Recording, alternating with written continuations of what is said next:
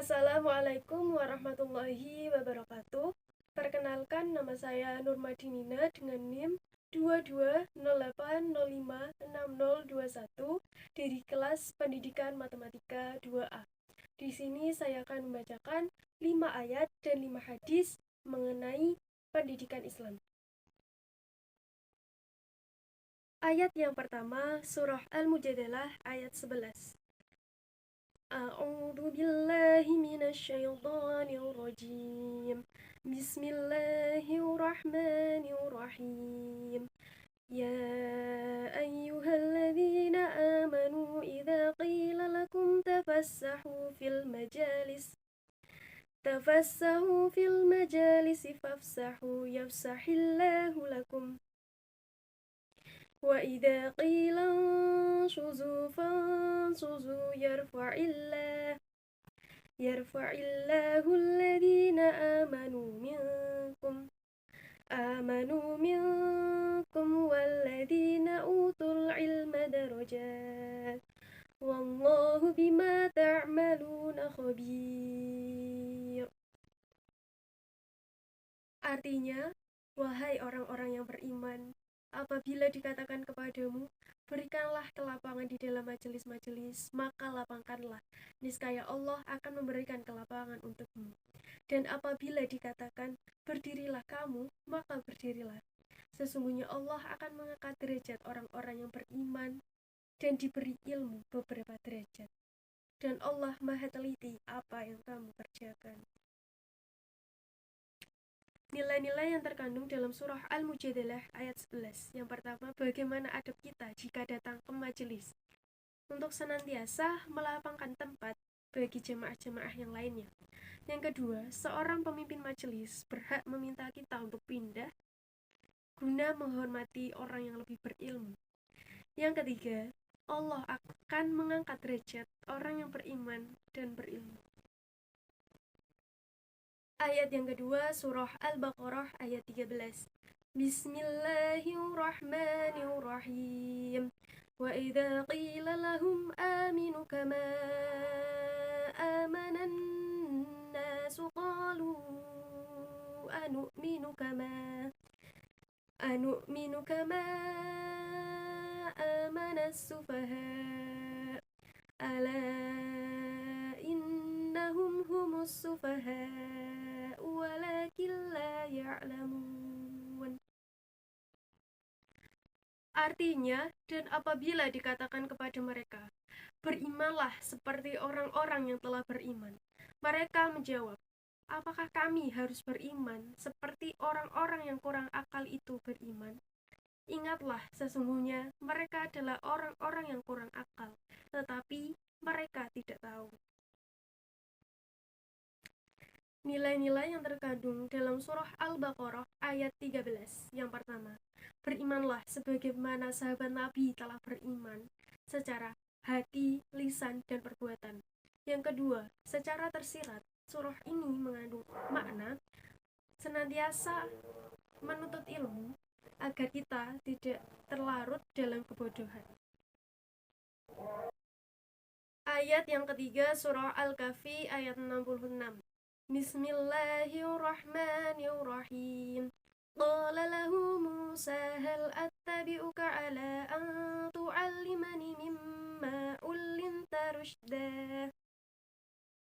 Artinya, Musa berkata kepada Khidir, bolehkah aku mengikutimu supaya kamu dapat mengajariku ilmu yang benar di antara ilmu-ilmu yang telah diajarkan kepadamu. Nilai yang terkandung dalam surah Al-Kahfi ayat 66. Yang pertama, menuntut ilmu bisa dari mana saja dan dari siapa saja. Yang kedua, menuntut ilmu haruslah giat dan menjunjung tinggi adab. Ayat yang keempat, surah An-Nahl ayat 125. Bismillahirrahmanirrahim. Ud'u ila sabili rabbika bil hikmati wal mau'izatil hasanati wajadilhum billati hiya ahsan inna rabbaka huwa a'lamu biman dhalla an sabilihi wa huwa a'lamu bil muhtadin. Artinya, seluruh manusia kepada jalan Tuhanmu dengan hikmah dan pengajaran yang baik, dan berbuatlah dengan cara yang baik. Sesungguhnya Tuhanmu, dialah yang lebih mengetahui siapa yang sesat dari jalannya, dan dia lebih mengetahui siapa yang mendapat petunjuk. Nilai-nilai yang terkandung dalam surah An-Nahl ayat 125. Yang pertama, nilai pendidikan tauhid adalah nilai yang mengajarkan untuk menuju ke jalan yang benar. Yang kedua, nilai pendidikan adalah cerminan dari nilai toleransi, sehingga kita diwajibkan untuk menuntut ilmu dan memperoleh pendidikan. Ayat yang kelima, surah Al-Ankabut ayat 43. Bismillahirrahmanirrahim. Wa tilkal amthalu nadribuha linnasi wa ma yaqiluha illal alimun. Artinya, perumpamaan-perumpamaan ini kami buat untuk manusia, dan tiada yang bisa memahaminya kecuali orang-orang yang berilmu. Nilai yang terkandung dalam surah Al-Ankabut ayat 43. Menuntut ilmu sangat bermanfaat bagi manusia guna memecahkan suatu masalah dalam kehidupan sehari-hari. Hadis-hadis terkait pendidikan. Yang pertama, kunu rabbanina hulama'a fuqaha'a ulama'a wa yuqalu rabbani ladhi rabbin nasa bisighari ilmi qabla kibari. Artinya, jadilah pendidik yang penyantun, ahli fikih, dan memiliki pengetahuan. Disebut pendidik apabila seseorang mendidik manusia dari pengetahuan tingkat rendah menuju pengetahuan tingkat tinggi. Makna yang terkandung dari hadis ini ialah, yang pertama, sebagai seorang pendidik, kita harus memiliki sifat penyantun. Yang kedua, sebagai seorang pendidik, kita harus memiliki pemahaman dan pengetahuan. Hadis riwayat Al-Bukhari dari Ibnu Abbas. Hadis yang kedua, wa man salaka tariqan yaltamisu fihi ilman sahalallahu lahu bihi tariqan ilal jannah. Artinya, siapapun yang menempuh jalan untuk mencari ilmu, maka Allah akan memudahkan jalannya menuju surga. Makna dari hadis ini ialah, yang pertama, setiap langkah kaki kita apabila digunakan untuk mencari ilmu, maka banyaknya langkah kaki kita akan menjadi pahala. Hadis riwayat Muslim.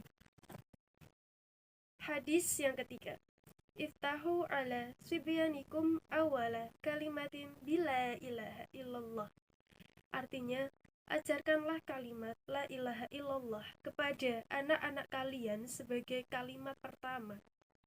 Makna dari hadis ini ialah, kalimat la ilaha illallah sebagai kalimat pertama kepada anak dapat membantu karakter mereka dan dapat membantu mereka mengenali Tuhan mereka sejak dini. Hadis riwayat Al-Hakim. Hadis yang keempat, la yadbaghi lil jahili an yaskuna ala jahlihi wala lil alimi an yaskuna ala ilmihi. Artinya, tidak pantas bagi orang yang bodoh itu mendiamkan kebodohannya, dan tidak pantas pula orang yang berilmu mendiamkan ilmunya. Makna dari hadis ini ialah, orang yang bodoh haruslah belajar, dan orang yang pintar atau berilmu haruslah membagikan ilmunya kepada yang lain. Hadis riwayat At-Tabrani. Hadis yang kelima, ma nahala walidan walidahu afdala min adabin hasanin. Artinya, tiada suatu pemberian yang lebih utama dari orang tua kepada anaknya selain pendidikan yang baik. Makna dari hadis ini ialah, pendidikan orang tua atau pendidikan dini ialah pendidikan yang sangat penting bagi anak untuk menunjang pertumbuhan karakter anak. Hadis riwayat Al-Hakim. Baik, itu saja yang dapat saya sampaikan. Sekurang-kurangnya saya mohon maaf. Wassalamualaikum warahmatullahi wabarakatuh.